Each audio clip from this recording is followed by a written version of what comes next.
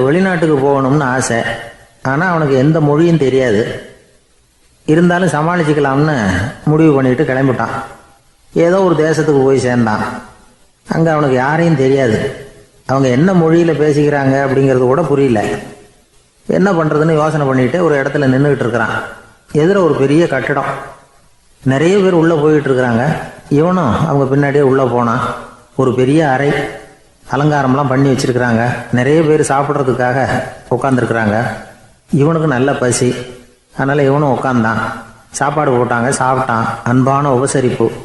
இவன் மனசு உள்ள நினச்சிக்கிட்டான், இது ஏதோ அரசருடைய அரண்மனை மாதிரி தெரியுது. இன்னைக்கு ஏதோ விருந்து நடக்குது, நல்ல வேளை நம்ம பசியும் தீர்ந்தது அப்படின்னு நினச்சிக்கிட்டே நிமிர்ந்து பார்க்குறான். சாப்பாடு பரிமாறினவன் எதிரில் ரொம்ப பணிவோட முதுக வளைச்சி வணக்கம் தெரிவித்தான். இவனும் எழுந்திரிச்சு நின்று முதுக வளைச்சி வணக்கம் தெரிவித்தான். ரொம்ப நன்றின்னா. அவன் ஒரு சீட்டை இவன் கையில் கொடுத்தான். இவன் அதை வாங்கி பார்க்குறான். என்ன எழுதியிருக்குன்னு ஒன்றும் புரியல. சரி, இந்த நாட்டில் தங்களுடைய நன்றியை சீட்டில் எழுதி தான் கொடுப்பாங்க போல இருக்கு அப்படின்னு நினச்சிக்கிட்டு மறுபடியும் நன்றின்னா. ஆனால் அவன் காசை கொடுங்கன்னா. ஏன்னா அது ஒரு ஹோட்டல், இவன் சாப்பிட்டதுக்கான பில் அது. இவன் அதை புரிஞ்சிக்கவே இல்லை. நன்றின்னு அந்த சீட்டில் எழுதி கொடுக்குறாங்க போல இருக்கு அப்படின்னு நினச்சிக்கிட்டு அதை வாங்கி சட்டை பையில் பத்திரமா வச்சுக்கிட்டு பரவாயில்லைங்க ரொம்ப மகிழ்ச்சின்னா. ஒரு வெளிநாட்டுக்காரனுக்கு இவ்வளவு தூரம் மரியாதை பண்ணுறீங்களே, எங்கள் ஊருக்கு போனதும் உங்களை பற்றி நிறைய சொல்லுவேன் அப்படின்னா. இவன் என்ன சொல்கிறான்னு அவனுக்கு புரியல. இவனை பிடிச்சி அழைச்சிட்டு போய் முதலாளி முன்னாடி நிறுத்தினான். நாம் சொன்னதில் இவனுக்கு ரொம்ப பெருமையாக இருக்கணும் போல இருக்கு, அதுதான் பெரிய இடத்துக்கு அழைச்சிட்டு வந்திருக்கிறான் அப்படின்னு இவன் நினச்சிக்கிறான். அவரும் பில்லுக்கான பணத்தை கொடுங்கிறாரு. பரவாயில்லைங்க ரொம்ப மகிழ்ச்சி நன்றிங்கிறான் இவன். அவரு பார்த்தார், இவனை நீதிமன்றத்துக்கு அனுப்பி வச்சுட்டார். இவன் என்ன நினச்சிக்கிட்டான், நம்மளை இந்த ஊர் ராஜா முன்னாடியே அழைச்சிக்கிட்டு வந்து நிறுத்தி இருக்கிறாங்க போல இருக்கு, என்ன ஒரு பெருந்தன்மை அப்படின்னு நினச்சிக்கிறான். நீதிபதி சொன்னார், சாப்பிட்டதுக்கான பணத்தை கொடுத்துரு, இல்லைன்னா அதுக்கான தண்டனையை அனுபவிக்க வேண்டி இருக்கும்னார். ராஜாவே நமக்கு நன்றி சொல்கிறாரு போல இருக்கு அப்படின்னு நினச்சிக்கிறான் இவன். என் மகிழ்ச்சிக்கு எல்லையே இல்லைங்க அப்படின்னா. அவர் பார்த்தார், இவனுக்கு தண்டனை கொடுக்க வேண்டியது தான் அப்படின்னு முடிவு பண்ணார். உடனே தீர்ப்பு எழுதினார்.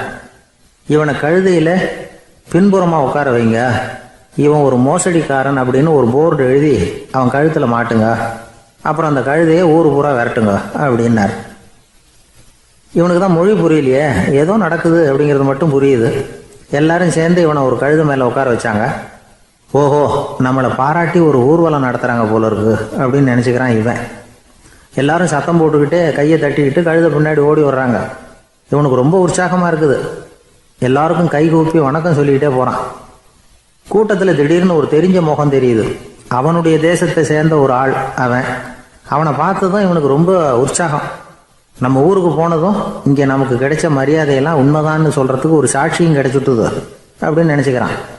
அவனை பார்த்து கத்தனான், நல்லா பார்த்துக்க, இந்த ஊர் மக்கள் எனக்கு எப்படிப்பட்ட வரவேற்பு கொடுக்குறாங்கங்கிறத நல்லா கவனிச்சுக்கோ அப்படிங்கிறான். அவனுக்கு அவமானமாக போயிட்டுது. தலையை குனிஞ்சுக்கிட்டே நழுவி போயிட்டான். இவன் பார்த்தான், அவன் தலை தெரியல. ஆகா, அவனுக்கு நம்ம மேலே பொறாமை போல இருக்கு, அதனால தான் காணாமல் போயிட்டான் அப்படின்னு நினச்சிக்கிறான்.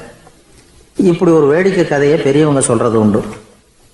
கதை வேடிக்கையாக இருந்தாலும் இதில் உள்ள கருத்து என்ன தெரியுமா? அந்த கழுதை மேலே உட்காந்துருக்கிறானே, அது மாதிரி தான் நாமளும் அகங்காரங்கிற கழுதை மேலே உட்காந்துக்கிட்டு இருக்கோமா. நாமளும் கிட்டத்தட்ட அதே மாதிரி பிரம்மையில் தான் இருக்கிறோமா. என்ன நடக்குதுங்கிறதே புரியறதில்ல. அகங்காரத்தில் பேசுகிறவனுக்கும் சித்த சுவாதீனம் இல்லாமல் பேசுகிறவனுக்கும் அதிக வித்தியாசம் இருக்கிறதில்ல. அது மாதிரி ஒருத்தன் தன்னுடைய வீட்டை சுற்றி சேற்ற வாரி அரைச்சிக்கிட்டு இருந்தானா. அந்த வழியாக வந்த ஒரு பெரியவர் அதை பார்த்துருக்கார். என்னப்பா பண்ணிகிட்டு இருக்கிற அப்படின்னு கேட்டாராம். கழுதைகளை விரட்டிக்கிட்டு இருக்கிறேன் அப்படின்னானா. இங்கே கழுதைகளே காணுமே அப்படின்னாரான் அவரு. அதுதான் ஏற்கனவே விரட்டி விட்டனே அப்படின்னானா இவன். ஒரு ஊரில் ஒரு ராஜா இருந்தார். அவர் ஒரு நாள் காலையில் அரண்மனையில் மேல் மாடத்தில் வந்து நின்றுக்கிட்டு இருந்தார். அப்போ ஒரு ஆள் வீதியில் ரொம்ப வேகமாக ஓடிக்கிட்டு இருக்கான். அதை ராஜா கவனிச்சார். அவன் மனசில் ஏதோ ஒரு தவிப்பு இருக்குங்கிறத புரிஞ்சுக்கிட்டார். உடனே அரண்மனை சேவகர்களை கூப்பிட்டார். அந்த ஆளை இங்கே அழைச்சிட்டு வாங்க அப்படின்னார். இவங்க ஓடி போய் அந்த ஆளை அழைச்சிட்டு வந்தாங்க. மன்னர் முன்னாடி நிறுத்தினாங்க. மன்னர் அவனை நிமிர்ந்து பார்த்தார். எதுக்காக இவ்வளோ வேகமாக ஓடிக்கிட்டு இருக்கிற அப்படின்னு கேட்டார். இதுக்கு அவன் சொன்னான், மன்னா, நம்ம கோட்டையின் வடக்கு வாசல் இருக்கு இல்லையா, அது ஓரமாக ஒரு பெரிய பாறாங்கல் கிடக்கு. அதுக்கு அடியில் நான் ஒரே ஒரு வெள்ளி நாணயத்தை புதைச்சி வச்சுருக்கேன். அது இப்போ எனக்கு தேவைப்படுது. என்னுடைய மனைவிக்கு ஒரு பரிசு வாங்கி கொடுக்க வேண்டியிருக்கு. அதுக்காக தான் அவசரமாக ஓடிக்கிட்டு இருக்கிறேன் அப்படின்னா. மன்னர் யோசனை பண்ணார். அப்புறம் சொன்னார், அதுக்காகவா இப்படி ஓடுற? பரவாயில்ல, அதை பற்றி கவலைப்படாத. நான் உனக்கு 10 வெள்ளி காசுகள் தர்றேன், வாங்கிட்டு திரும்பி போ அப்படின்னார். இவன் தலையை சொரிஞ்சான். மன்னா, நீங்கள் கொடுக்கறத ரொம்பவும் மகிழ்ச்சியோடு வாங்கிக்கிறேன். இருந்தாலும் அதுக்கப்புறம் அந்த வடக்கு வாசலுக்கு போய் அங்கே இருக்கிற ஒரு நாணயத்தையும் எடுத்துக்கிட்டு போயிடுறேனே அப்படின்னானா. இதை பாருப்பா, அந்த ஒரு நாணயத்தை மறந்துடு, உனக்கு 100 வெள்ளி நாணயங்கள் தரேன் இருக்கார். மன்னா, ரொம்ப மகிழ்ச்சி. உங்கள் மாதிரி தாராள குணம் வேற யாருக்கும் வராது. நீங்கள் கொடுக்குற 100 நாணயங்களையும் வாங்கிக்கிறேன். இருந்தாலும் வடக்கு வாசலுக்கு போய் அதையும் எடுத்துக்கிட்டா 101 ஆயிடுமே அப்படின்னானா. இதை பாருப்பா, அந்த ஒரு நாணயத்தை மறந்துடு, அது எக்கேடாவது கெட்டு போகட்டும். நான் உனக்கு 100 பொற்காசுகள் தரேன், அதையாவது வாங்கிட்டு வந்த வழியிலேயே திரும்பி போடுன்னாரான். தங்க நாணயங்களே தரேன்னு சொல்கிறீங்க, தாராளமாக வாங்கிக்கிறேன்.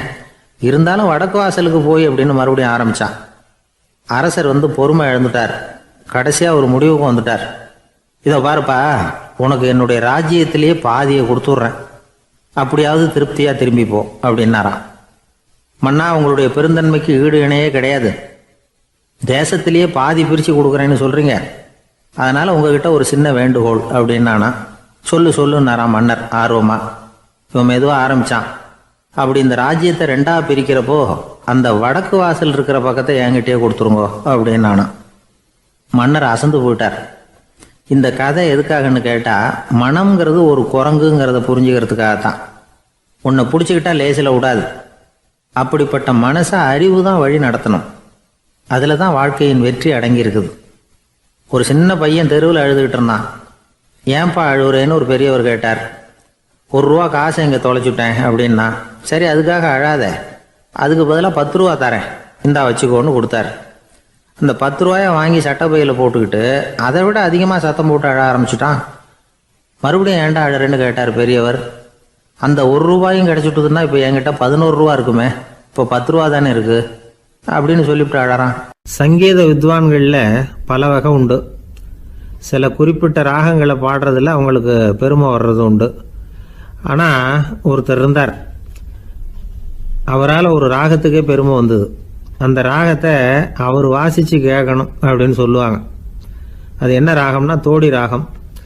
சரி, அந்த வித்வான் யாருன்னா அவர் தான் திருவாவடுதுறை ராஜரத்னம் பிள்ளை. பேராசிரியர் கல்கி ஒரு சமயம் தம்முடைய பத்திரிகையில் எழுதினாராம். அதை அப்படியே படிக்கிறேன் கேளுங்களேன். ஆகா, ஸ்ரீ ராஜரத்னம் பிள்ளையின் தோடி ஆலாபனையை முதலில் கேட்டபோது அவருடைய கற்பனையை விட்டு தள்ளுங்கள். நம்முடைய மனதில் என்னென்ன இன்பமயமான கற்பனைகள் எல்லாம் உதித்தன. குழந்தை தாயிடம் கொஞ்சம் குரலை கேட்டோம், அன்னை குழந்தையிடம் கொஞ்சம் குரலை கேட்டோம், ரதியும் மன்மதனும் பேசிக்கொண்ட காதல் மொழிகளை கேட்டோம், முருகன் சிவபெருமான் செவிகுளிர மொழிந்த உபதேசத்தை கேட்டோம், கலைமகள் கவிஞனுக்கு அருளிய ஆசி மொழிகளை கேட்டோம், நாரத முனிவருடைய தம்பூரா சுருதியை கேட்டோம், ராவணன் தன் எலும்பை ஒடித்து வீணையாகச் செய்து வாசித்த கானத்தை கேட்டோம், கானப்பறவைகளின் கலகல ஒலியை கேட்டோம், கோல குயில்களின் குரல் இனிமையை கேட்டோம். இப்படிலாம் பேராசிரியர் கல்கி விமர்சனம் எழுதியிருக்கிறார். திருவாவடுதுறை ராஜரத்னம் பிள்ளை அவர்களுடைய வாசிப்பை கேட்டுட்டு TN ராஜரத்னம் பிள்ளை இறந்து போனார். அப்போ கவிஞர் கண்ணதாசன் எழுதினார், செவியனில் ஓடி எங்கள் சிந்தையில் ஓடி இந்த புவியெல்லாம் ஓடி நின்பார் பொங்கிய தோடி வேறிங்கு எவரிடம் போகும் ஐய இனி அதை காப்பார் யாவர் அவிந்தனின் சடலத்தோடே அவிந்தது தோடிதானும் அப்படின்னு எழுதினாராம். அந்த அளவுக்கு அவருடைய தோடியை ரசித்தவர்கள் உண்டு. அதே மாதிரி தோடின்னா என்னன்னு தெரியாமலே அவரை ரசித்தவங்களும் அந்த காலத்தில் உண்டு. அதாவது ஒரு பெரிய சபையில் இவர் வாசிச்சுக்கிட்டு இருக்கிறார். பாதியில் ஒரு பெரிய மனுஷன் உள்ளே வந்தார். அவர் உடம்புல பட்டு வேஷ்டி, ஜருகை, அங்கவஸ்திரம், வாயில் வெத்தலை, வாசனை புகையில, காதில் வைரக்கடுக்கன், கழுத்தில் தங்க சங்கிலி, கை விரல் பூரா மோதிரம், கையில் ஒரு வெள்ளி வெத்தலை புட்டி, உதவிக்கு 2 பேர் பக்கத்தில். இவ்வளவு பந்தாவோட வரார் கச்சேரி கேட்கறதுக்கு. இப்படி வந்தவர் முதல் வரிசையில் உட்கார்ந்தார். வித்வான் வாசித்து முடித்ததும் இவர் அவரை பார்த்து, ஐயா, நீங்கள் தோடி வாசிக்கிறதுல ரொம்ப கெட்டிக்காரர்னு கேள்விப்பட்டிருக்கேன். அதை கேட்கறதுக்காக தான் மெனக்கிட்டு வந்திருக்கிறேன். அதை வாசிங்களேன் அப்படின்னாராம் இந்த பெரியவர். ராஜரத்னம் பிள்ளைக்கு ஒன்றும் புரியல. ஏன்னா இது வரைக்கும் அவர் வாசிச்சுக்கிட்டு இருந்ததே அந்த தோடி ராகத்தை தான். அதை வாசித்து முடித்ததும் அதை வாசிங்களேன்னு இவர் கேட்குறார். அப்படின்னா இவரோட ஞானம் எப்படிப்பட்டது? இவ்வளவும் கேட்டுட்டு இப்படி கேட்குறாரே அப்படின்னு அவர் யோசிச்சிருக்கிறார் ராஜரத்னம் பிள்ளை. உடனே என்ன பண்ணார் தெரியுமா? பக்கத்தில் ரொம்ப சாதுவாக சுருதி போட்டுக்கிட்டு இருந்த ஒரு முதுகில் ஓங்கி ஒரு குத்து விட்டாராம். அவருக்கு ஒன்றும் புரியல. எதுக்கு நம்மளை அடிக்கிறார் இவர், நம்மளை குத்துறாரு வித்வான்னு. அவர் அதிர்ச்சியால் இவர் நிமிர்ந்து பார்த்துருக்கார். அப்போ ராஜரத்னம் பிள்ளை சொன்னாராம், ஏய்யா ஐயா பெரிய மனுஷன், என்னுடைய பரம ரசிகர், தோடி ராகம் கேட்கணுங்கிறதுக்காக இவ்வளவு தூரம் வந்திருக்கிறார், வந்து வரிசையில் உட்காந்துருக்கார். நீ இந்த சமயம் பார்த்து தோடி ராகம் வாசிக்கிற நாதஸ்வரத்தை வீட்டில் வச்சுட்டு வந்துட்டியே, இப்போ ஐயாவுக்காக அந்த ராகத்தை நான் எப்படி வாசிக்கிறது அப்படின்னு சொல்லிவிட்டு மறுபடியும் முதுகில் ஒரு அடி கொடுத்தாராம். அடி வாங்கினவருக்கே சிரிப்பு அடக்க முடியலையா. எனக்கு இது மட்டும்தான் சார் தெரியும், இதை தவிர வேறு எதுவும் தெரியாது அப்படின்னு சொல்லிக்கிட்டே காலம் தள்ளுறவங்க ரொம்ப பேர். அவங்கெல்லாம் கஷ்டப்பட வேண்டியிருக்கும். ஒருத்தர் தன்னுடைய தொழிலில் ரொம்ப கெட்டிக்காரராக இருக்கலாம். அதுக்காக எப்பவும் அதே ஞாபகத்தில் இருந்துக்கிட்டு உலகியல் அறிவு இல்லாமல் இருந்துடக்கூடாது. அது ஆபத்து. இதுக்காக நம்ம தாத்தா பாட்டிலாம் ஒரு கதை சொல்லுவாங்களே, கேள்விப்பட்டிருக்கீங்களா? ஒரு சமயம் ஒரு 4 பேர் சேர்ந்து வெளியூருக்கு பிரயாணம் போனாங்களாம். அந்த 4 பேர் எப்படி தெரியுமா? ஒருத்தர் வேதாந்தி, இன்னொருத்தர் சங்கீத வித்வான், 3வது ஆள் வைத்தியர், 4வது ஆள் ஜோசியர். இவங்க 4 பேரும் நண்பர்கள். அதனால் சேர்ந்து புறப்பட்டாங்க. வழியில் ஒரு ஊரில் தங்கினாங்க. இருட்டி போச்சு. அதனால் இன்றைக்கி ராத்திரி இங்கேயே தங்கி இருந்துட்டு நாளைக்கு புறப்படலாம் அப்படின்னு தீர்மானம் பண்ணாங்க. சாப்பாட்டுக்கு என்ன பண்ணுறது? அங்கேயே கடத்தெருவுக்கு போய் சாமான்லாம் வாங்கியாந்து சமைச்சு சாப்பிட்லாம்னு முடிவு பண்ணாங்க. 4 பேர் இருக்கிறதுனால ஆளுக்கு ஒரு காரியமாக செய்யலாம் அப்படின்னு வேலையை பிரிச்சுக்கிட்டாங்க. வைத்தியர் கரிகாய் வாங்க போனார், வேதாந்தி எண்ணெய் வாங்க போனார், ஜோசியர் பலசரக்கு வாங்க போனார், சங்கீத வித்வானுக்கு சமைக்கிற வேலை. எல்லாம் சரி. ஆனால் நடந்தது என்ன தெரியுமா? கடைத்தெருவுக்கு காய்கறி வாங்க போனார்ல வைத்தியர், அங்கே போய் மார்க்கெட்டில் பார்த்தார். ஒவ்வொரு கறிகாயாக எடுத்து பார்த்தார். இது பித்தம், உடம்புக்கு ஒத்துக்காது, இது வாயு, உடம்புக்கு ஒத்துக்காது அப்படின்னு ஒவ்வொன்றா தள்ளினார். கடைசியில் ஒன்றுமே தேரல, வெறுங்கையோடு திரும்பி வந்துக்கிட்டு இருக்கிறார். எண்ணெய் வாங்க போனார் வேதாந்தி, அவர் ஒரு தொன்னையில் எண்ணெயை வாங்கினார். பேசாமல் அதை எடுத்துகிட்டு வர வேண்டியது தானே, முடியல. அவருடைய வேதாந்த மூளை சிந்திக்க ஆரம்பிச்சுட்டுது. இந்த தொன்னைக்கு எண்ணெய் ஆதாரமா அல்லது எண்ணெய்க்கு தொன்னை ஆதாரமா அப்படிங்கிற ஆராய்ச்சியில் இறங்கினார். என்னாச்சு தெரியுமா? அப்படி கவுத்து பார்த்தார். வாங்கின எண்ணெய் பூராவையும் வழியில் கொட்டிவிட்டு வெறும் தொன்னையோடு சேர்ந்தார். பலசரக்கு வாங்க போனார் ஜோசியர். அவர் ஒரு வழியில் பார்த்தார். வழியில் வந்தவங்களெல்லாம் அங்கங்கே ஒரு மரத்தடியில் உட்கார வச்சு அவங்களுக்கெல்லாம் ஆர்வம் சொல்ல ஆரம்பிச்சிட்டார். அப்படி ஒவ்வொருத்தராக சொல்லி முடிச்சுட்டு கடத்தருக்கு போய் சேர்ந்தார். இவர் அங்கே போய் சேர்றதுக்குள்ளே ரொம்ப நேரம் ஆகிட்டுது. கடையெல்லாம் பூட்டி விட்டு போயிட்டாங்க. என்ன செய்கிறது? அவரும் வெறுங்கையோடு திரும்பி சேர்ந்தார். சரி, இவங்க கதை தான் இப்படி ஆச்சு. அங்கே சமைக்கிறதுக்காக உட்காந்துருந்தார் சங்கீத வித்வான். அவர் கதை என்னாச்சு தெரியுமா? அங்கே அவர் அடுப்பை பற்ற வச்சு ஒலையை கொதிக்க வச்சார். அதாவது ஒரு பானையில் தண்ணியை ஊற்றி அடுப்பில் வச்சார். அது கொதிக்க ஆரம்பிச்சிது. தண்ணி கொதிக்கிற சத்தம் இருக்குதுல்ல, அது இவருக்கு தாளம் போடுறது மாதிரி இருந்தது. ஒரே குஷி, பாட ஆரம்பிச்சிட்டார். பாடிக்கிட்டே உற்சாகமாக கையில் இருந்த கரண்டியால் அந்த பானையில் தட்டினார், தாளம் போடுறதா நினச்சிக்கிட்டு. அவ்வளவுதான், பானை பட்டுன்னு உடஞ்சி போச்சு. தலையில் கையை வச்சுக்கிட்டு அவரும் உட்காந்துட்டார். எந்த தொழில் தெரிஞ்சாலும் சரி, அதை புத்திசாலித்தனமாக பயன்படுத்த தெரியலன்னா ஆபத்து தான். அதுக்காக தான் இந்த கதை. ஒரு பஸ்ஸு டிரைவர் ரொம்ப கெட்டிக்காரர். பஸ்ஸை ரொம்ப திறமையாக ஆபத்து இல்லாமல் ஓட்டினதுக்காக பரிசுலாம் வாங்கினவர். அவரே ஒரு படகு ஓட்டுறதுக்காக அழைச்சிட்டு போயிருக்கிறாங்க, மோட்டார் படகு. அதையும் ரொம்ப திறமையாக தான் ஓட்டிகிட்டு போயிருக்கிறாரு. நடுக்கடலில் போனதும் படகு நின்று போச்சு. மோட்டாரில் ஏதோ கோளாறு. என்ன செய்யலாம் அப்படின்னு அந்த டிரைவரை கேட்டிருக்கிறாங்க படகுல இருந்தவங்கெல்லாம். அப்போ அவர் சொன்னாராம், கவலைப்படாதீங்க, ஒன்றும் பிரச்சனை இல்லை, எல்லாரும் கொஞ்சம் கீழே இறங்கி பின்னாடி தள்ளுங்க, மோட்டார் ஸ்டார்ட் ஆகிடும் அப்படின்னாராம். இமயமலை அடிவாரத்தில் ஒரு மடம். அங்கே ஒரு சன்னியாசி இருந்தார். அவர்கிட்ட ஒருத்தர் வந்தார். சுவாமி, ஆசையை உதற நினைக்கிறேன், முடியல, ஒட்டிக்கிட்டே வருது அப்படின்னாராம். இப்படி உட்கார, ஒரு கதை சொல்கிறேன் அப்படின்னு சொல்லி அவர் சொல்ல ஆரம்பித்தாராம். அவர் சொன்ன கதை என்னென்னா, ஒரு ஊரில் ஒரு ஆள் இருந்தான். அவன் பேர் குப்புசாமி. அவங்ககிட்ட எப்பவும் ஒரு பழைய தொப்பி இருக்கும், விடவே மாட்டான். அதனால் அவனை எல்லாரும் தொப்பி சாமி அப்படின்னு தான் கூப்பிடுறது வழக்கம். ஒரு புது தொப்பி வாங்கிக்கப்படாதாப்பா அப்படின்னு நண்பர்கள்லாம் சொல்லி பார்த்தாங்க. பணத்துக்கு எங்கே போவேன் அப்படின்னு விட்டானா. பணம் வச்சுருக்கான், செலவு பண்ண மனசு வரல. மகா கஞ்சன். பழைய பாட்டில்கள்லாம் வாங்கி விற்றுக்கிட்டு இருந்தான். அப்படி ஒரு தடவை பழைய கண்ணாடி சாமான்களை ஏலத்தில் எடுத்தப்போ அதில் ஒரு அருமையான சென்ட்டு பாட்டில் கிடச்சிது. உடனே ஒரு ஐடியா பண்ணான். அந்த சென்ட்டை சின்ன சின்ன பாட்டில்களில் அடைச்சி ஜன்னல் ஓரமாக அடுக்கி வச்சுட்டான். அதை விற்றா நிறைய பணம் கிடைக்குமே, அதனால். இதுக்கு இடையில் ஒரு நாள் அவன் அப்படியே உட்காந்துருந்தான். அந்த நேரம் நண்பன் வந்தான். ஏண்டா உன் பழைய தொப்பியை மாற்றப்படாதா, ஊரில் எல்லாரும் கேலி பேசுகிறாங்களே ஒன்று தொப்பி சாமின்னு அப்படின்னு சொல்லி கேட்டிருக்கான். இந்த சென்ட்டு பாட்டில் விற்றதும் பணம் வரும், அதுக்கப்புறம் பார்க்கலாம் அப்படின்னு நானா இவன். சரி வா நீச்சல் குளத்துக்கு போயிட்டு வருவோம் அப்படின்னு கூப்பிட்ருக்கான் நண்பன். 2 பேரும் போனாங்க. அதே நேரம் அந்த ஊர் நீதிபதியும் அங்கே குளிக்க வந்தாராம். அவர்கிட்ட இருந்தது விலை வசந்த ஒரு புது தொப்பி. அதை அங்கே இருந்த ஸ்டாண்டில் மாட்டிவிட்டு குளிக்க போனார். இதுக்கிடையில் குப்புசாமி குளிச்சுட்டு வந்தான். அவனுடைய பழைய தொப்பியை காணலை. அந்த புது தொப்பியை பார்த்தா இது நண்பனுடைய வேலை தான் அப்படிங்கிறதாக புரிஞ்சுக்கிட்டு அதை எடுத்து மாட்டிகிட்டு வந்துட்டான். நீதிபதி குளிச்சுட்டு வந்து பார்க்குறாரு, தொப்பியை காணும். போலீஸில் புகார் கொடுத்தார். அவங்க தேடினாங்க. ஒரு மூலையில் பழைய தொப்பி கிடச்சிது. அடடா இது நம்ம குப்புசாமியோட தொப்பி இல்லையா அப்படின்னு நானா ஒருத்தன். உடனே அவன் வீட்டுக்கு தேடிட்டு போயிருக்காங்க. அங்கே போய் பார்த்தா புது தொப்பி அங்கே இருக்குது. உடனே அவனுக்கு 1000 ரூபா அபராதம் போட்டாங்களாம். அவன் பணத்தை கட்டிவிட்டு ரொம்ப எரிச்சலோடு வீட்டுக்கு வந்தான். பழைய தொப்பி கண்ணில் பட்டது. மறுபடியும் உன்னால் தானே எனக்கு 1000 ரூபா நஷ்டம் அப்படின்னு சொல்லி அதை எடுத்துக்கிட்டு அப்படி போயிருக்கான். அந்த ஊர் குளத்தில் வீசி எரிஞ்சிட்டு வந்துட்டான். அது மீன் பிடிக்கிற ஒருத்தன் கையில் சிக்கிச்சு. அவன் வர்ற வழியில் அதை எடுத்து வேகமாக வீசி எறிஞ்சான். அது நேராக குப்புசாமி வீட்டு ஜன்னல் வழியாக உள்ளே இந்த சென்ட்டு பாட்டில்கள் மேலே விழுந்து எல்லாம் உடஞ்சி நொறுங்கி போச்சு. குப்புசாமி பார்த்தான். தோட்டத்தில் ஆழமாக ஒரு குழியை வெட்டினான். அந்த தொப்பியை போட்டான், மூடிவிட்டான். இதை அடுத்த வீட்டுக்காரன் பார்த்தான். ஏதோ புதையல் தான் வச்சுருக்கான் போல இருக்குன்னு நினச்சான். போலீஸில் போய் புகார் கொடுத்துட்டான். மறுபடியும் போலீஸ் குழியை தோண்டினாங்க. பழைய தொப்பி மறுபடியும் வெளியில் வந்தது. எல்லோரும் சிரிக்கிறாங்க.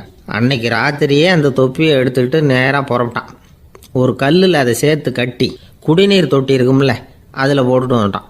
இனிமேல் என்ன பண்ணும் பார்ப்போன்னு. ஒரு நாள் திடீர்னு குழாயெல்லாம் அடைப்பட்டு போச்சு. மாநகராட்சி அலுவலர்கள் என்னன்னு பார்த்தா அந்த பழைய தொப்பி குழாயை அடைச்சிக்கிட்டு இருக்குது. இது குப்புசாமியோட தொப்பிங்கிறது தான் எல்லாருக்கும் தெரியுமே. உடனே குடிநீரை பாழாக்கணத்துக்காக குப்புசாமிக்கு கோர்ட்டு 2500 ரூபா அபராதம் போட்டுவிட்டுது. அதையும் கட்டிவிட்டு வெளில வந்தான். கடைசியாக முடிவு பண்ணான். ஒரு நெருப்பு குச்சியை கிழிச்சான். தொப்பியை கொளுத்தினான். எரிஞ்சுது. எடுத்து வெளில எரிஞ்சான். கொஞ்ச நேரத்தில் தீ அணைப்பு படம் வந்துட்டுது. ஆமாம், இவன் எடுத்து எரிஞ்சது வெளியில் விழுந்து வீட்டு கூரையே பற்றிக்கிட்டு எரிய ஆரம்பிச்சுட்டுது. அவனோட பணத்தாசையும் அதோடு சேர்ந்து எரிஞ்சு போச்சான். இப்படி ஒரு கதை. இந்த கதையை சொல்லி முடித்தார் அந்த இமயமலை அடிவாரத்தில் இருந்த சன்னியாசி. இப்போ அந்த குப்புசாமி எங்கே இருக்கிறான்னு கேட்டார் எதிரில் இருந்தவர். இதோ உன் எதிரிலே இருக்கிறான், நான் தான் அந்த குப்புசாமி அப்படின்னாரான் அந்த சன்னியாசி. அந்த குப்புசாமி கிட்ட இருந்தது மாதிரி ஒரு பழைய தொப்பி நம்ம ஒவ்வொருத்தர்கிட்டையும் உண்டு. அதை எப்படி தொலைக்கிறதுன்னு தெரியாமல் தடுமாறிக்கிட்டு இருக்கிறோம். அது என்ன தொப்பிங்கிறீங்களா? அதுதான் நம்மை சூழ்ந்திருக்கிற மாயை அப்படிங்கிறார் சுவாமி சின்மயானந்தர். மெய்ஞானம் கிடைக்கிறப்போ மாயை எரிஞ்சு போகும் அப்படிங்கிறது அவருடைய கருத்து. நம்மால் ஒருத்தர் வேகமாக ஓடி வந்தார். காலில் மாட்டியிருந்த பழைய செருப்பு 2 ஆவேசமாக தூக்கி ஒரு கிணத்துல போட்டுட்டு வெறுங்காலோடு நடந்து வந்துக்கிட்டு இருக்கிறார். ஏன் அப்படி பண்ணீங்க அப்படின்னு கேட்டோம். அந்த செருப்புக்கு சொந்தக்காரன் பின்னாடி வந்துக்கிட்டு இருக்கிறான், அதனால் அப்படி பண்ணேன் அப்படிங்கிறார் இவர். வாழ்க்கையில் சில சந்தர்ப்பங்களில் நாம் சில அவமானங்களை சந்திச்சே தீர வேண்டியிருக்கு. என்ன பண்ணுறது, காலம் அப்படி. அவமானப்படுறவங்க உடனே அடங்கி போய்டுறது தான் உலக வழக்கம். அவமானப்பட்டால் உடனே சீறி எழறவங்களும் உண்டு. ஆனால் அதையே ஒரு சவாலாக எடுத்துக்கிட்டு முன்னுக்கு வர்றவங்களும் சில பேர் இருக்கிறாங்க. அவங்க ரொம்ப அபூர்வம். இன்றைக்கி மனோதத்துவ நிபுணர்கள்லாம் என்ன சொல்கிறாங்க தெரியுமா? அவமானப்பட்டுட்டா உடனே அடங்கி போயிடக்கூடாதான். அதையே ஒரு சவாலாக எடுத்துக்கிட்டு மனசில் ஒரு வைராக்கியத்தோடு முயற்சி பண்ணினா வாழ்க்கையில் எல்லாரும் முன்னேறலாமா. அவமானங்கிறத நாம் வைராக்கியமாக மாற்றிக்கணும். அதுதான் வெற்றிக்கு வழி. ராமர் இந்த பூமியில் பிறந்ததே ஒரு வைராக்கியத்தினால தான் சார் அப்படின்னார் ஒருத்தர். எப்படிங்க அது அப்படின்னு கேட்டேன். அவர் சொன்னார், தசரதருக்கு ராமர் குழந்தையாக பிறக்கணும், அப்போ தான் இங்கே இருக்கிற கஷ்டங்கள்லாம் நீங்கும் அப்படின்னு சர்வ லோகமும் எதிர்பார்த்துக்கிட்டு இருக்குது. ஆனால் அவர் எப்போ வந்து பிறப்பார் அப்படின்னு யாருக்கும் தெரியல. அந்த காரியம் சீக்கிரம் நடக்கணுமே, அதுக்கு என்ன பண்ணுறது? நாரதர் வந்தார் ஒரு நாள் தசரதரை தேடி. தசரதா, உனக்கு ஒரு செய்தி தெரியுமான்னு ஆரம்பித்தார். அவர் எப்பவும் இப்படித்தானே ஆரம்பிக்கிறது வழக்கம். என்ன விஷயம்னு கேட்டார் தசரதர். தசரதா, நீ அடிக்கடி உன்னோட தேரில் ஏறிக்கிட்டு தேவலோகத்துக்கு போகிற, அங்கே போகிற வர்ற எல்லாம் பண்ணிகிட்ருக்க, எல்லாம் சரி. தேவலோகத்துலேயும் உன்னை நல்லபடியாக தான் வரவேற்கிறாங்க. தேவேந்திரன் உன்னை பிரியமாக அழைச்சிட்டு போய் தன்னுடைய அரியாசனத்திலேயே தனக்கு பக்கத்திலேயே உட்கார வைக்கிறான். நீயும் சந்தோஷமாக உட்காந்து பேசிவிட்டு வந்துடுற. ஆனால் நீ இங்கே வந்ததுக்கு அப்புறம் அங்கே என்ன நடக்குது தெரியுமா உனக்கு அப்படின்னாரான் நாரதர். என்ன நடக்குது எனக்கு ஒன்றும் தெரியலையே அப்படின்னாரான் தசரதர். நாரதர்கிட்ட கிட்டத்தில் வந்து கேட்டிருக்கார், கொஞ்சம் சொல்லுங்கள் என்னது அப்படின்னு.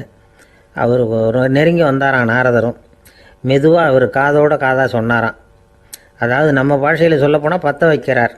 நீ அங்கே தேவேந்திரங்கிட்ட உட்காந்து பேசிவிட்டு வந்த பிறகு நீ அங்கே உட்காந்துருந்த அரியாசனத்தை தண்ணி ஊற்றி கழுவி சுத்தப்படுத்துகிறாங்க. நீ என்ன அந்த அளவுக்கு சுத்தம் இல்லாத ஆளா, தினம் குளிக்காமையாக இருக்கிற அப்படின்னாராம். தசரதருக்கு இது ரொம்ப அவமானமாக போயிட்டுது. அப்படியே செய்கிறாங்க அப்படின்னாராம். ஆமாம், நீ வேணும்னா நான் சொல்கிறது உண்மையா இல்லையா அப்படின்னு சோதனை பண்ணி பார்த்துக்கோ அப்படின்னாரான் நாரதர். உடனே தசரதர் இதுக்காகவே புறப்பட்டு தேவலோகம் போனார். அங்கே வழக்கம் போலவே இவரை கூப்பிட்டு உட்கார வச்சு பேசிக்கிட்டு இருந்தான் தேவேந்திரன். கொஞ்ச நேரம் பேசிக்கிட்டு இருந்துட்டு சரி நான் கிளம்புறேன்னு புறப்பட்டார். சரி, அவனும் வாசல் வரைக்கும் வந்து வழி அனுப்பி வச்சுட்டு உள்ளே போயிட்டான். தசரதர் வெளியில் கொஞ்ச நேரம் மறைஞ்சி இருந்துட்டு மெதுவாக உள்ளே எட்டி பார்த்தார் என்ன நடக்குதுன்னு. நாரதர் சொன்னது உண்மைதான். தசரதர் உட்காந்துருந்த ஆசனத்தை அங்கே 2 தேவர்கள் கழுவி சுத்தப்படுத்திக்கிட்டு இருக்கிறாங்க. தசரதரால் இதை தாங்கிக்க முடியல. அவருக்கு ரொம்ப அவமானமாக போச்சு. நேராக கிடுகிடுன்னு தேவேந்திரங்கிட்டே போனார். நான் உட்காந்துருந்த இருக்கையே சுத்தம் பண்ணுறியே, நான் என்ன அந்த அளவுக்கு பாவியா அப்படின்னு கேட்டார். ரொம்ப கோபமாக கேட்டார். தசரதரே, மனுஷனுக்கு 3 கடன்கள் உண்டு. தேவ கடன், ரிஷி கடன், பித்ரு கடன். இதை தீர்க்காதவன் பாவியாகிறான். இதில் மகனை பெறுவதால் தான் பித்ரு கடன் தீரும். உனக்கு மகன் கிடையாது, அதனால் நீ பாவி ஆகிற. பாவி உட்காந்துருந்த இடம்ங்கிறதுனால அதை சுத்தம் செய்ய வேண்டியது எங்கள் கடமை அப்படின்னு நானும் தேவேந்திரன். இந்த இடத்துல தசரதருக்கு ஏற்பட்ட அவமானம் ஒரு வைராக்கியமாக மாறிச்சு. தேவேந்திரனே கேட்டுக்கோ, ஒரு மகனை பெற்ற பிறகு தான் இந்த சபையில் மறுபடியும் அடி எடுத்து வைப்பேன் அப்படின்னு சொல்லிவிட்டு போயிட்டாரான். போய் புத்திர காமேஷ் யாகம் பண்ணார். புத்திரர்கள் பிறந்தார்கள். இந்த கதையில் உள்ள கருத்து என்னென்னா, தேவேந்திரன் தசரதரை அப்படி அவமானப்படுத்தலைன்னா அவருக்கு இப்படி ஒரு வைராக்கியம் பிறந்திருக்குமா யோசிச்சு பார்க்கணும். நமக்கு ஏற்படுகிற சில அவமானங்களையும் வைராக்கியமாக மாற்றிக்குவோம். அப்படி மாற்றிக்கிட்டோம்னா வாழ்க்கையில் முன்னேறலாம். நம்ம ஆளுங்க சில பேர் அவமானத்தை வைராக்கியமாக மாற்றிக்கிறது எப்படி தெரியுமா? நம்மகிட்ட ஒரு பையன் சொன்னான், எங்கள் அப்பா என்னை எல்லாருக்கும் முன்னாடி வச்சு திட்டிவிட்டார், பொறுப்பு இல்லாமல் ஊர் சுற்றுறேன்னு சொல்லி அவமானப்படுத்தி விட்டார். இனிமேல் நீ என் முகத்திலேயே முழிக்காதரா போடான்னு வேற சொல்லிவிட்டார். எனக்கு ரோஷம் வந்துட்டுது. அந்த அவமானத்தை வைராக்கியமாக மாற்றிக்கிட்டேன். அன்னையிலேருந்து அவர் முகத்திலேயே முழிக்கிறது இல்லை அப்படின்னா. அப்படியான்னு கேட்டோம். ஆமாங்க, அவர் வீட்டில் இல்லாத நேரமாக பார்த்து உள்ள சமையல் கட்டுக்கு போய் சாப்பிட்டுட்டு நைஸாக வெளியில் வந்துடுவேன் அப்படிங்கிறான் அவன். ஒரு கடைக்கு போனேன், 5 ரூபா பணத்தை எடுத்து கொடுத்தேன். ஒரு தினசரி பத்திரிக்கையை கேட்டேன். அவர் உடனே அங்கே அடுக்கி வச்சுருந்த பத்திரிகையில் ஒன்று எடுத்து என் கையில் கொடுத்தார். வாங்கிக்கிட்டேன். மீதி பணத்தை எடுத்தார். அதையும் என் கையில் கொடுக்கணும்ல, கொடுக்கல. எதிரில் இருந்த பலகையில் வச்சு எடுத்துக்க சொன்னார். எப்பவும் அவர் அப்படி தான் பண்ணுவார். நானும் எடுத்துக்கிட்டு வந்துடுவேன். இவர் ஏன் இப்படி பண்ணுறாருங்கிறது எனக்கு ரொம்ப நாளாக ஒரு சந்தேகம். ஒரு நாள் அவர்கிட்டயே இதை கேட்டுவிட்டேன். ஏங்க, நீங்கள் உங்கள் கடைக்கு பொருள்கள் வாங்குறவங்களுக்கு நீங்கள் பாக்கி சில்லறையை கொடுக்குறப்போ பலகையில் வச்சு விட்றீங்க, கையில் கொடுக்க மாட்டேங்கிறீங்களே ஏன் அப்படின்னு கேட்டேன். காசை கையில் கொடுத்தா நம்மக்கிட்ட இருக்கிற லட்சுமி போயிடுவா சார் அப்படின்னார். அதாவது பணம் செலவாயிடும் அப்படின்னு அர்த்தமா. இன்னொரு நண்பர், அவர் ஒரு நாள் வழக்கத்துக்கு மாறாக ரொம்ப சோகமாக உட்காந்துருக்கிறார். ஏங்க என்னாச்சு, ஏன் இப்படி கப்பலே கவிழ்ந்தது மாதிரி உட்காந்துருக்குறீங்க அப்படின்னு கேட்டேன். கப்பலே கவிழ்ந்திருந்தா கூட நான் இப்படி கவலைப்பட மாட்டேன் சார், வேற ஒன்று நடந்து போச்சுன்னார்.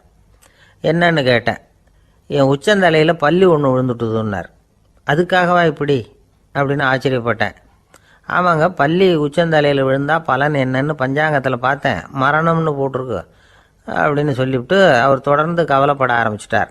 இப்படியும் ஒருத்தர். என் கூட வேலை பார்க்குற ஒருத்தர் எப்படி தெரியுமா, தினமும் வலது காலை வச்சு தான் ஆஃபீஸுக்கு உள்ளே நுழைவார். என்னைக்காவது தவறுதலாக இடது காலை வச்சு உள்ளே வந்துட்டார்னா அன்னைக்கு பூரா மனசு சங்கடப்படுவார். எந்த வேலையும் சரியாக ஓடாது. கேரம் போர்டு ஆடுற ஒருத்தர் எப்போ ஆட உட்காந்தாலும் ஸ்ட்ரைக்கரை கை தவறி கீழே விழுற மாதிரி பண்ணி அதுக்கப்புறம் அதை எடுத்துக்கிட்டு ஆட உட்காருவார். ஏன்னா எப்போ ஒரு தடவை நிஜமாவே அது கை தவறி கீழே விழுந்திருக்குது. அன்னைக்கு பிரமாதமாக ஜெயிச்சுட்டார். உடனே ஒரு முடிவுக்கு வந்துட்டார், கை தவறுனா லாபம் அப்படின்னு. அதுக்கப்புறம் அதையே பழக்கமாக்கிக்கிட்டார். பூனை குறுக்க போனால் சகனம் சரியில்லைன்னு நினைக்கிறவங்க உண்டு. ஆனால் ஒருத்தர் எப்படி தெரியுமா, அவர் வெளியில் கிளம்புற சமயம் பக்கத்து வீட்டு ரேடியோவில் மியாவ் மியாவ் பூனை குட்டின்னு பாட்டு சத்தம் கேட்டால் கூட போதும், சகனம் சரியில்லைன்னு பிரயாணத்தை கேன்சல் பண்ணிவிடுவார். இப்போ இவ்வளவும் எதுக்கு சொல்கிறோம்னா, அளவுக்கு மீறின சகுன நம்பிக்கைகள் இருக்கு பாருங்க, இதோட பயமும் சேர்ந்துக்கிட்டதுன்னு வச்சுக்கோங்க, இது ஒருத்தருடைய மனநிலையை பாதிச்சிடும். இது உளவியல் நிபுணர்கள் சொல்கிற கருத்து. வாழ்க்கையே தடுமாற வச்சிரும். பாதுகாப்பு இல்லாத உணர்வு, ஒரு விதமான டிப்ரெஷன் மனநிலை, இதெல்லாம் தான் இதுக்கு காரணமாக அமையலாம். சில பேர் காய்கறி நறுக்க கத்தியை கையில் எடுத்தால் கூட நேரம் சரியாக இருக்கா அப்படின்னு பார்த்துட்டு தான் வேலையை ஆரம்பிக்கிறது வழக்கம். அறிவு தான் மனசுக்கு வாத்தியாராக இருக்கணும். அப்போ தான் வாழ்க்கை நிம்மதியாக இருக்கும். அறிவு மனசு சொல்கிறபடியெல்லாம் கேட்க ஆரம்பிச்சுட்டுதுன்னா இடைஞ்சல் தான். ஒருத்தருக்கு 7ஆம் நம்பர் தான் ராசியான நம்பரான். 7ஆம் தேதி தான் எந்த காரியத்தையும் ஆரம்பிப்பாராம். 7 எழுத்து வர்றது மாதிரி பேரை மாற்றி வச்சுக்கிட்டார். 7 மணிக்கு தான் தினமும் எழுந்திருப்பார். 7ஆம் நம்பர் வீட்டில் தான் குடியிருக்கார். கல்யாணம் கூட 7ஆம் தேதி தான் பண்ணிக்கிட்டார். அவர் ஒரு நாள் குதிரை பந்தயத்துக்கு போனாராம். குதிரையோட பேரையெல்லாம் பார்த்தார். ஒரு குதிரையோட பேர் 7 எழுத்தில் அமைஞ்சிருந்தது. 7 தானே இவருக்கு அதிர்ஷ்ட நம்பர். அதனால் உடனே அது பேரில் பணத்தை கட்டினார். பந்தயம் நடந்தது. என்ன சார் ஆச்சுன்னு கேட்டாங்க. நான் பணம் கட்டின அந்த என்னோட குதிரை 7ஆவதாக சேர்ந்தது சார் அப்படின்னாராம் சோகமாக. ஒரு ஊரில் ஒரு ராஜா இருந்தார். அவர் ஒரு பூனை வளர்த்தார். ரொம்ப செல்லமாக அவர் அந்த பூனையை வளர்த்தார். அவர் என்ன பண்ணுவார் தெரியுமா, இரவு நேரத்தில் அந்த பூனையோட தலையில் ஒரு விளக்கை வச்சுருவார். அந்த பூனை ரொம்ப ஜாக்கிரதையாக அந்த விளக்கு கீழே விழுந்துடாமல் பார்த்துக்கும். தலையை ஆட்டாமல் ரொம்ப நிதானமாக ராஜா பின்னாடி நடந்து போய்கிட்டே இருக்கும். அந்த விளக்கு வெளிச்சத்தில் எல்லா வேலைகளையும் செஞ்சுருவார். கையில் ஒரு விளக்கை தனியாக எடுத்துகிட்டு போக வேண்டிய அவசியமே இல்லை. விளக்கை தூக்கிட்டு போகிற வேலையை அந்த பூனை பார்த்துக்கும். அதனால் ராஜாவுக்கு அந்த பூனை மேலே ரொம்ப பிரியம். மந்திரிகளையெல்லாம் கூப்பிட்டு அவங்கக்கிட்ட சொல்லுவார், பார்த்தீங்களா இந்த பூனை எவ்வளவு விசுவாசமாக நடக்குது, என் பேரில் எவ்வளவு மரியாதை பார்த்தீங்களா அதுக்கு அப்படிம்பார். இதை கேட்டுவிட்டு அங்கேருந்து அமைச்சர்களில் ஒருத்தர் சொன்னார், மன்னா நீங்கள் சொல்கிறது சரிதான், இருந்தாலும் இந்த பூனையோட விசுவாசத்தை நாம் கொஞ்சம் சோதித்து பார்க்க வேண்டியிருக்கு அப்படின்னாராம். சரி, உங்கள் ஆசையை ஏன் கெடுக்கணும், நல்லா சோதித்து பாருங்கள் அப்படின்னு சொல்லிவிட்டார் ராஜா. உடனே அந்த அமைச்சர் என்ன பண்ணார் தெரியுமா, எங்கேயோ புறப்பட்டு போனார். ஒரு 5-6 எலிகளை பிடிச்சிட்டு வந்தார். அரண்மனையில் ராஜா ஏதோ வேலை பார்த்துக்கிட்டு இருக்கிறாரு. பக்கத்தில் அந்த பூனை ரொம்ப பணிவாக நின்றுக்கிட்டு இருக்குது. அது தலையில் விளக்கு எரிஞ்சிக்கிட்டு இருக்கு. அமைச்சர் தான் பிடிச்சிட்டு வந்த எலிகளை அந்த பூனை பார்வையில் படுறது மாதிரி எதிரில் விட்டார். அந்த எலிகள்லாம் அங்கேயும் இங்கேயும் ஓட ஆரம்பிச்சிது. அதை பார்த்தது பூனை. அவ்வளவுதான். தலையில் இருக்கிற விளக்கை பற்றியும் கவலைப்படலை, ராஜாவை பற்றியும் கவலைப்படல. ஒரே பாய்ச்சலாக பாஞ்சு எலிகளை துரத்த ஆரம்பிச்சுட்டுது. தலையில் இருந்த விளக்கு எங்கேயோ போய் விழுந்தது, அணைஞ்சு போச்சு. இருட்டில் ராஜா தடுமாற ஆரம்பிச்சுட்டார். இந்த சமயத்தில் அந்த அமைச்சர் மறுபடியும் விளக்கை ஏற்றினார். வெளிச்சம் வந்தது. அதுக்கப்புறம் அந்த அமைச்சர் பேசினார், அரசே, பூனையோட விசுவாசத்தை பார்த்தீங்களா, எலி அது கண்ணில் படுற வரைக்கும் தான் விசுவாசமாக இருந்தது. அது மாதிரி எலியை பார்த்ததும் எல்லாத்தையும் விட்டுட்டு அதை துரத்த ஆரம்பிச்சுட்டு பார்த்தீங்களா, தான் அந்த பூனையை பற்றி நினச்சது தப்புங்கிறது அதுக்கப்புறம் தான் அந்த ராஜாவுக்கு புரிஞ்சுதான். சரி, இப்போ எதுக்கு இந்த கதையெல்லாம் அப்படிங்கிறீங்களா, இந்த பூனை மாதிரி தான் நம்ம மனசும். மனசை எவ்வளவு தான் பயிற்சி கொடுத்து பக்குவமாக வச்சுருந்தாலும் பார்க்குறதுக்கு பரமசாது மாதிரி தான் இருக்கும். பார்க்க வேண்டியதை பார்த்துட்டுதுன்னா பாஞ்சிரும். இந்த பூனை மாதிரி புலன் இன்ப பொருள்கள் கிட்டாத வரைக்கும் மனம் அடங்கி இருக்கிறது மாதிரி தான் தெரியும். கொஞ்சம் வாய்ப்பு கிடைச்சாலும் அது குதிக்க ஆரம்பிச்சிடும், தப்பு பண்ண ஆரம்பிச்சிடும். பெரிய பெரிய முனிவர்கள் வாழ்க்கையில் நடந்த வீழ்ச்சி இதை தான் நிரூபிக்குது. புலன்களின் ஆற்றல் அதிகம். அதனால் மனக்கட்டுப்பாடு பயிற்சிகளில் ரொம்ப எச்சரிக்கையாக இருக்கணுங்கிறார் சுவாமி சிவானந்தர். மது பழக்கத்தையே விட்டுவிட்டேன்னு உறுதியாக இருப்பான். கடை கண்ணில் பட்டுவிட்டுதுன்னா கால் அவனை கேட்காமலே இழுத்துக்கிட்டு உள்ளே போயிடும். இதுதான் மனசுங்கிறது. அதுதான் அந்த ராஜா வளர்த்த பூனை. நம்மால் ஒருத்தன் அந்த ராஜா பூனை தலையில் விளக்க வச்சது மாதிரி இவன் தன்னுடைய தலையிலேயே ஒரு விளக்கை ஏற்றி வச்சுக்கிட்டு என்னத்தையும் தேட ஆரம்பித்தான். தேடிக்கிட்டு இருக்கிறான். தலையை ஆட்டாமல் நிதானமாக நடந்து ரொம்ப நேரமாக தேடிட்டு இருக்கிறான். அந்த சமயம் அங்கே வந்த ஒருத்தர் என்னத்தை தேடுறீங்கன்னு கேட்டார். அதுதான் மறந்து போச்சு அப்படின்னு இழுத்தான். சரி, கொஞ்சம் இப்படி உட்காருங்க, ஞாபகம் வந்ததும் தேட ஆரம்பிக்கலாம் அப்படின்னார் அவர். இவன் கொஞ்ச நேரம் உட்காந்து யோசித்தான். அப்புறம் திடீர்னு எழுந்திரிச்சான். ஞாபகம் வந்துட்டுதுன்னா. என்னன்னு கேட்டார். எங்கள் வீட்டில் இருந்த விளக்கை எங்கே வச்சேன்னு தெரியல, அதை தான் தேடிக்கிட்டு இருக்கிறேன், ஏற்றி வைக்கலாம்னு பார்க்குறேன் அப்படின்னா. இந்த உலகத்தில் நாம் நல்லபடியாக இருக்கணும்னா அதுக்கு முக்கியமாக தேவைப்படுறது ரெண்டு. ஒன்று செல்வம், இன்னொன்று அறிவு. சரி, இது ரெண்டில் சிறந்தது எது அப்படின்னு ஒரு கேள்வி கேட்டால் என்ன பதில் சொல்கிறது? இதே கேள்வியை ஹஸ்ரத் அலி அவர்கள்கிட்ட கேட்டாங்களாம். அவர் ஒரு பெரிய அறிஞர். கேள்வி கேட்டவங்களும் சாதாரண ஆட்கள் இல்லை, இவங்களும் அறிஞர்கள். ஒரு நாள் ஹஸ்ரத் அலி அவர்கள்கிட்ட 10 அறிஞர்கள் வந்தாங்களாம். ஐயா, நாங்கள் 10 பேரும் உங்ககிட்ட ஒரே கேள்வியை தான் கேட்க வந்திருக்கிறோம், ஆனால் எங்கள் 10 பேருக்கும் நீங்கள் தனித்தனியாக பதில் சொல்ல முடியுமா அப்படின்னு கேட்டிருக்காங்க. அதாவது அவங்க ஒரே கேள்விக்கு இவர்கிட்ட இருந்து 10 விதமான பதில் எதிர்பார்க்குறாங்க. சரி, கேளுங்க, என்ன கேள்வி அப்படின்னார் அவர். அப்போ தான் அவங்க கேட்டாங்களாம், செல்வம் அறிவு இது ரெண்டில் சிறந்தது எது? இதுதான் கேள்வி. ஹஸ்ரத் அலி என்ன பண்ணார் தெரியுமா? அவங்கள ஒவ்வொருத்தராக கூப்பிட்டார். ஒவ்வொரு விதமான பதிலை சொல்லி அனுப்புனார். முதல்ல ஒருத்தரை கூப்பிட்டார். சொன்னார், அறிவுங்கிறது தீர்க்கதரிசிகள், ஞானிகள், மகான்கள் இவங்களோட பரம்பரை சொத்து. ஆனால் செல்வம்ங்கிறது கொடுங்கோலரின் ஆயுதம். அதனால் அறிவு தான் சிறந்தது அப்படின்னார். ரெண்டாவது ஆளை கூப்பிட்டார். உங்ககிட்ட செல்வம் இருந்தால் நீங்கள் தான் அதை காப்பாற்றணும், ஆனால் அறிவு உங்களை எப்பவும் காப்பாற்றும். ஆகவே அறிவு தான் சிறந்தது அப்படின்னார். மூணாவது ஆளை கூப்பிட்டார். செல்வந்தனுக்கு எப்போதும் விரோதிகள் அதிகம், ஆனால் அறிஞனுக்கு நண்பர்கள் அதிகம். அதனால் அறிவு தான் சிறந்ததுன்னார். அடுத்தவரை கூப்பிட்டார். செல்வம் அடுத்தவங்களுக்கு கொடுக்க கொடுக்க குறையும், ஆனால் கல்விங்கிறது அதிகரிச்சுக்கிட்டே வரும், கொடுக்கறதுனால குறையாது. அதனால் அறிவு தான் சிறந்ததுன்னார். இன்னொருத்தரை கூப்பிட்டார். அறிவுள்ளவன் எப்பவும் அதை அடுத்தவங்களுக்கு வாரி வழங்கிக்கிட்டே இருப்பான், அதனால் அவங்ககிட்ட தாராளத்தன்மை இருக்கும். ஆனால் செல்வந்தன்கிட்ட கஞ்சத்தனம் தான் இருக்கும், அதனால் அறிவு தான் சிறந்ததுன்னார். ஆறாவது நபரை கூப்பிட்டார். செல்வத்தை கள்வர்கள் திருடிட்டு போக முடியும், ஆனால் அறிவை அப்படி திருடிட்டு போக முடியாது அப்படின்னார். ஏழாவது நபரை கூப்பிட்டார். செல்வம் கால ஓட்டத்தில் அழிஞ்சிரும், ஆனால் அறிவை கால ஓட்டம் ஒன்றும் பண்ண முடியாது, ஆகவே அறிவே சிறந்ததுன்னார். எட்டாவது ஆளை கூப்பிட்டு சொன்னார், செல்வத்துக்கு எப்பவும் எல்லை உண்டு, நிறை உண்டு, அளவு உண்டு, கணக்கு உண்டு. ஆனால் அறிவுக்கு அப்படிப்பட்ட எல்லை எதுவும் கிடையாது, அதனால் அதுதான் சிறந்ததுன்னார். அடுத்தவனை கூப்பிட்டார். செல்வம் உள்ளத்தில் உள்ள ஒளியை போக்கிவிடும், இருட்டை உண்டாக்கிவிடும், விரிந்த மனப்பான்மையை குறுகலாக்கிவிடும். ஆனால் அறிவு அப்படி இல்லை, இருண்ட உள்ளத்தில் ஒளியை பாய்ச்சி அதை விசாலப்படுத்துது, அதுதான் சிறந்ததுன்னார். கடைசியாக 10வது நபரை கூப்பிட்டார். செல்வம் மனசில் செருக்கை உண்டாக்குது, ஆணவத்தை ஏற்படுத்துது, அதனால் நானே கடவுள்னு நினைக்கிற அளவுக்கு மனுஷனை தாழ்த்தி விடுது. ஆனால் அறிவு பணிவையும் பண்பாட்டையும் வளர்க்குது, அதனால் அறிவு தான் சிறந்ததுன்னார். ஆக இப்படி 10 பேருக்கும் 10 விதமாக பதில் சொன்னது மூலமாக ஹஸ்ரத் அலி அவர்கள் அறிவு தான் செல்வத்தை விட சிறந்தது அப்படிங்கிறதுக்கு 10 காரணங்களை சுட்டி காட்டியிருக்கார். அந்த அறிஞர் 10 பேர் கேட்ட ஒரே கேள்விக்கு 10 பதில் சொன்னார். நமக்கு வேண்டிய ஒருத்தர் 10 பேர் கேட்ட கேள்விக்கு ஒரே பதில் சொல்லி சமாளித்தார். கேள்வி என்ன தெரியுமா? என்கிட்ட வாங்கின கடனை எப்போயா திருப்பி கொடுக்க போகிற? இதுதான் அந்த 10 பேரும் கேட்ட ஒரே கேள்வி. இந்த மாதம் 26ஆம் தேதி தந்துடுறேன் அப்படிங்கிற ஒரே பதில் சொல்லி அவ்வளவு பேரையும் இவர் அனுப்பி வச்சுட்டாராம்.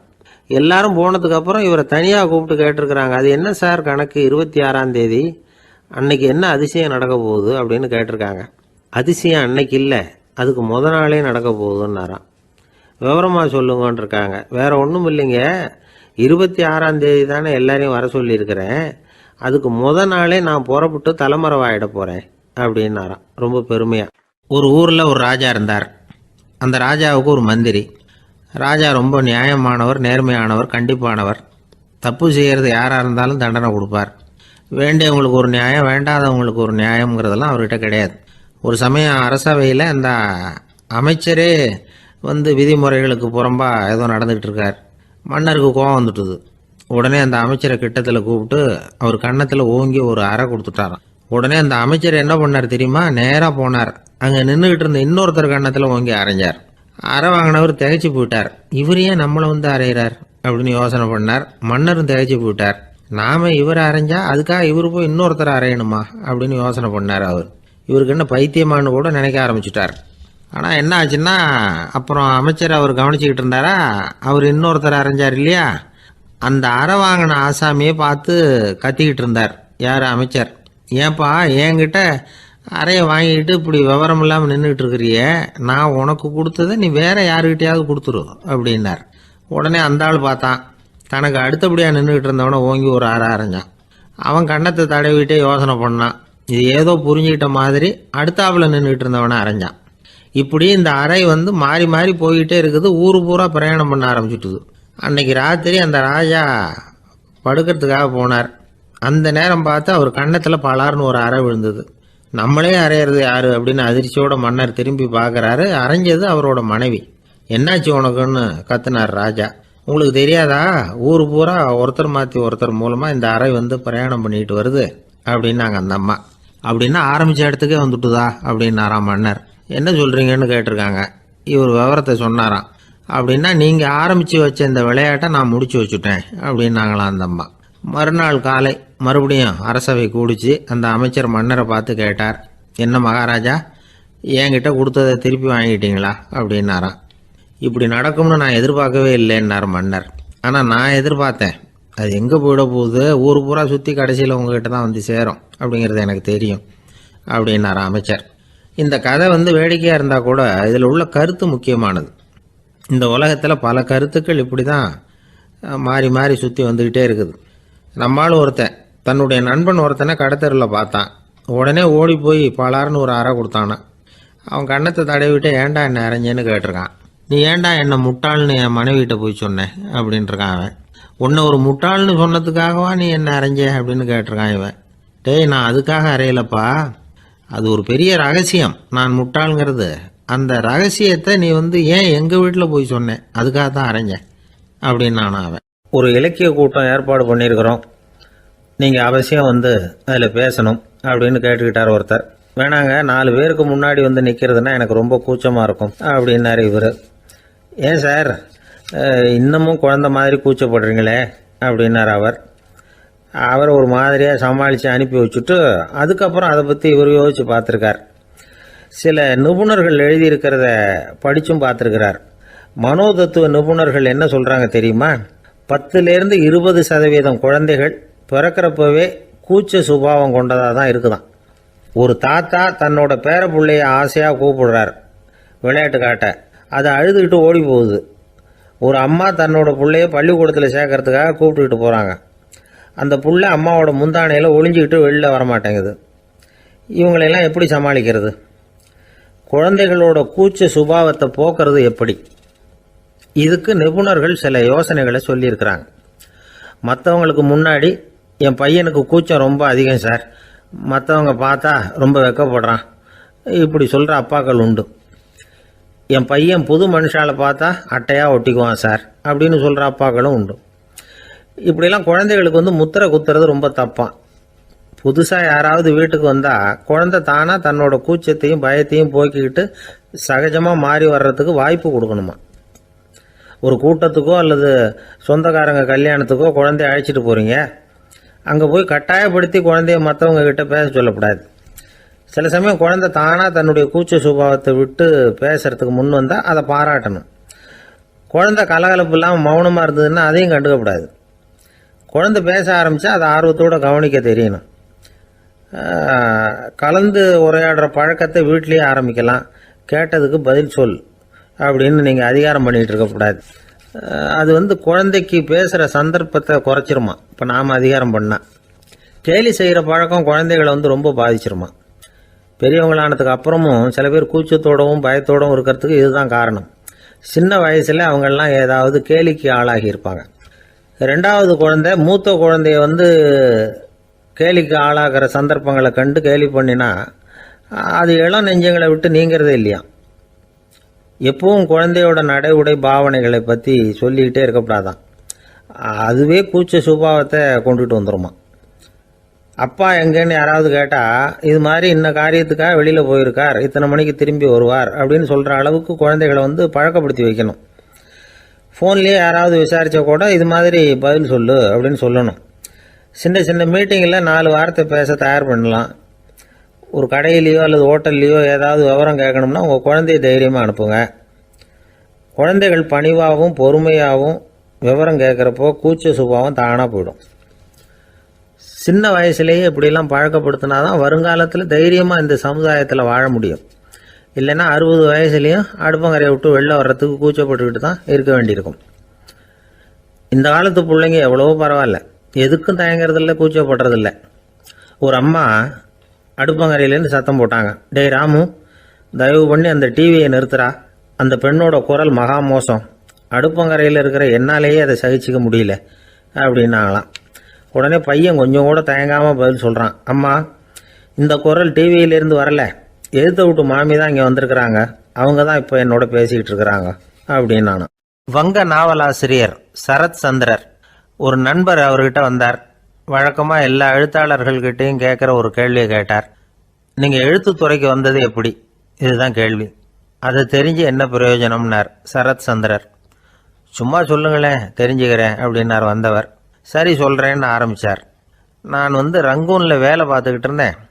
சம்பளம் பத்தில், வேலையும் பார்த்துக்கிட்டு ஒரு பலசரக்கு கடை வைக்கலாம்னு நினச்சேன். என்னால் மளிகை கடை வச்சு சரியாக நடத்த முடியுமாங்கிற சந்தேகம் என் மனைவிக்கு. அதை சோதனை பண்ணி பார்க்கணுங்கிறதுக்காக சில பொருள்களின் அளவு, அதோட விலை, இப்படி சிலதை சொல்லி எல்லாத்தையும் மனக்கணக்காக கூட்டி போட சொன்னாங்க. என்னால் சரியாக கூட்டி சொல்ல முடியல. உங்களால் மளிகை கடை நடத்த முடியாதுன்னு சொல்லிவிட்டாங்க. உடனே என்ன பண்ணுறது, வேறு வழி இல்லை, கதை எழுத ஆரம்பிச்சிட்டேன் அப்படின்னார். கேட்டவருக்கு சிரிப்பு வந்துட்டு தான். சரத் சந்திரர் ஒரு பக்கம் சீரியஸான நாவல்கள், சிறுகதைகள் எழுதியிருந்தாலும் அவருடைய இன்னொரு பக்கம் வேற விதம். நண்பர்கள்கிட்ட பேசும்பொழுதும் சரி, அவர்களுக்கு கடிதங்கள் எழுதும் போதும் சரி, கேலியும் கிண்டலும் நகைச்சுவை உணர்வும் அதிகமாக இருக்கும். காந்திஜி ஒரு சமயம் கல்கத்தாவுக்கு வந்திருந்தார். தேசபக்தர்கள் பல பேர் அவர்கிட்ட பேசிக்கிட்டு இருந்தாங்க. அப்போது சரத் சந்திரரும் அங்கே இருந்தார். கிரண் சங்கர் ராய் அப்படிங்கிறவரும் அங்கே இருந்தார். அவர் சொன்னாராம், காந்திஜியோட பழகிய முதல் வங்காளி நான் தான். போயர் யுத்த காலத்தில் இவர் லண்டனுக்கு வந்திருந்தப்போ என்கிட்ட தான் வங்காள மொழி கற்றுக்கிட்டார் அப்படின்னாராம். உடனே சரத் சந்திரர் காந்திஜியை பார்த்து, இவர் உங்களுக்கு வங்காள மொழி கற்றுக் கொடுத்தது உண்மைதானா அப்படின்னாராம். ஆமான்னாராம் காந்தி. அதனால தான் உங்களால் வங்காள மொழி கற்றுக்க முடியல அப்படின்னாராம். எல்லாரும் சிரிச்சாங்களாம்.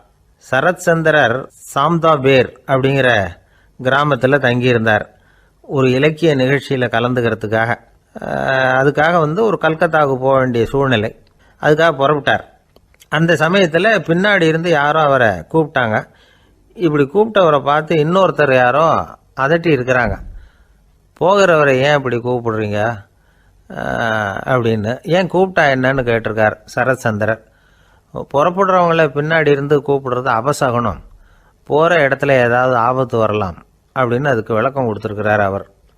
உடனே சரத் சந்திரர் சொன்னாராம், இதோ இவங்க என்னை இலக்கிய கூட்டத்துக்கு அழைச்சிட்டு போகிறாங்களே, இதை விட வேற என்ன ஆபத்து வந்துட போகுது அப்படின்னாராம். இப்படி சரத் சந்திரருக்கு இயல்பாகவே நகைச்சுவை உணர்வு உண்டு. அவருடைய நண்பர் ஒருத்தர் வீட்டுக்கு கூப்பிட்டுருந்தார். அங்கே ஒரு கச்சேரிக்கு ஏற்பாடு பண்ணியிருந்தாங்க. சரத் சந்திரருக்கு இயல்பாகவே கச்சேரியில் நீண்ட ஆலோசனையெல்லாம் கேட்கறதுக்கு பொறுமை இருக்காது. அதனால் மெதுவாக பாட போகிறவர் எப்படி அப்படின்னு கேட்டிருக்கார். அவருக்கு ரொம்ப நல்லா பாட தெரியும் அப்படின்னு சொல்லியிருக்கிறாங்க. அதுக்கு சரத் சந்திரர், பாட தெரியுங்கிறது சரி, பாட்டை நிறுத்த தெரியுமா, அதை சொல்லுங்கள் முதல்ல அப்படின்னாராம்.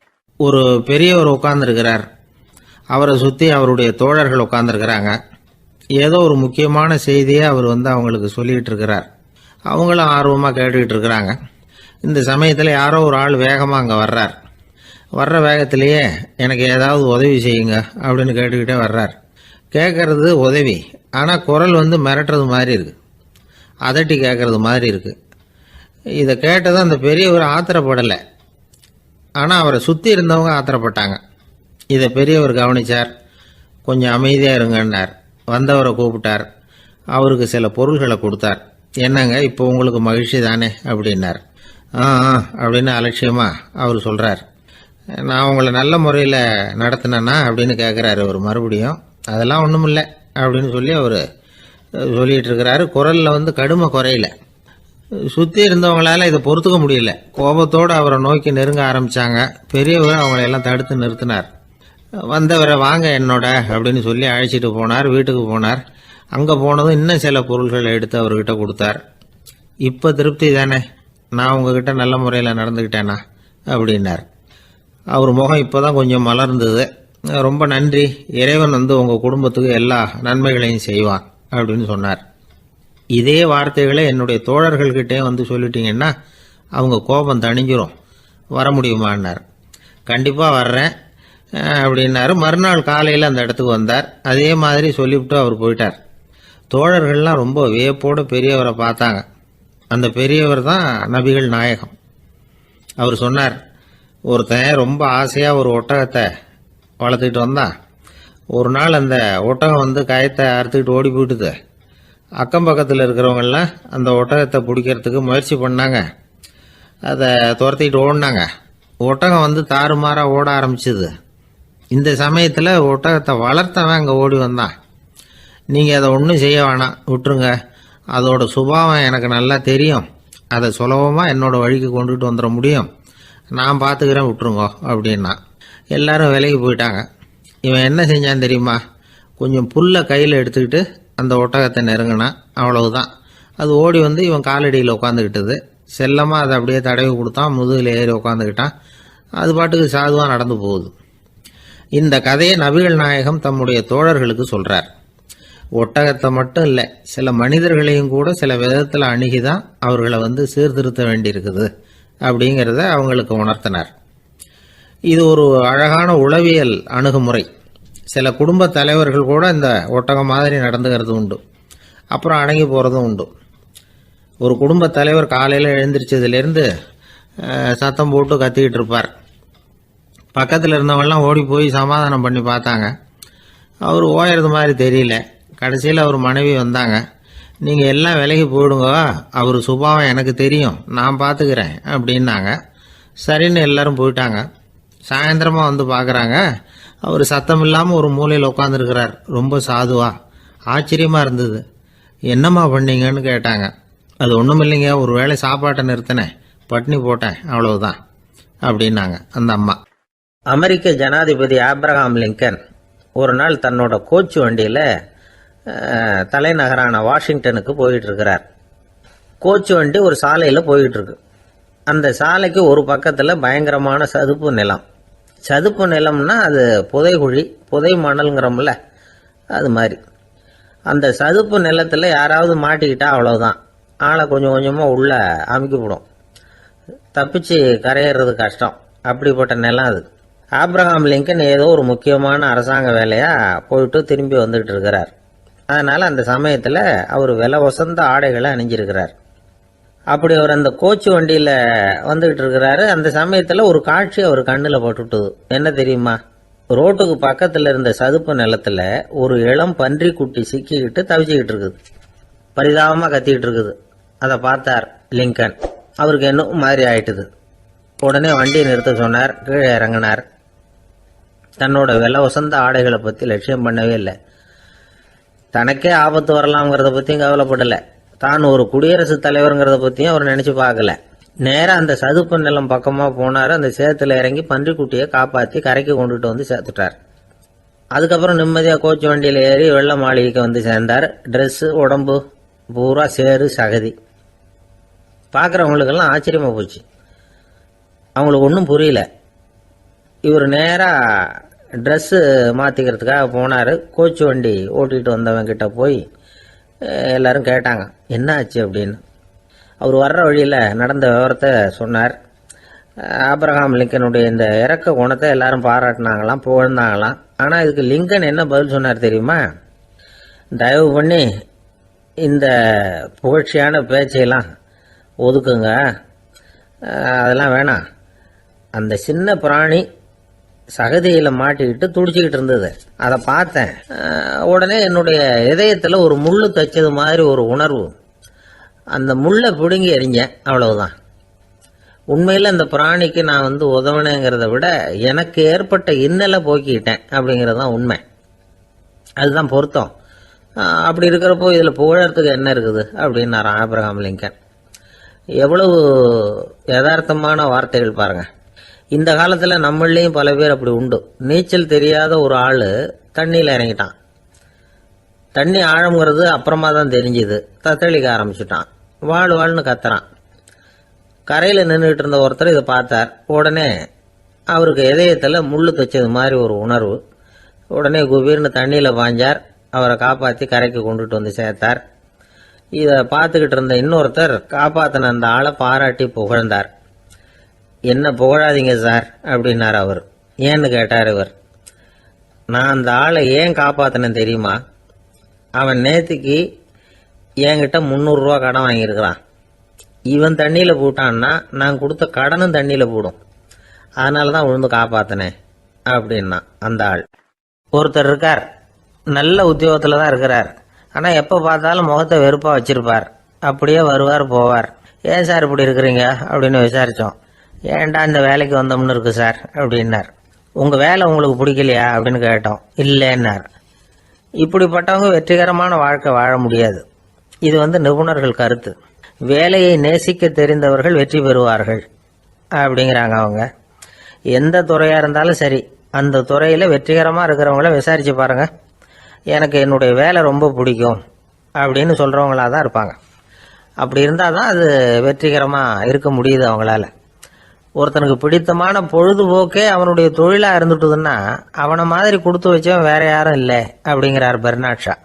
ஒரு தடவை மன்னர் ஹுமாயூன் உயிரை தண்ணீர் முண்டு ஊற்றுகிற தொழிலாளி ஒருத்தர் காப்பாற்றினாராம் அந்த ஹுமாயூன் உயிரை. உடனே மன்னர் கேட்டிருக்கார், உனக்கு என்ன வேணும்னாலும் கேளு தரேன், உயர் பதவி வேணுமா அப்படின்னு கேட்டாராம்.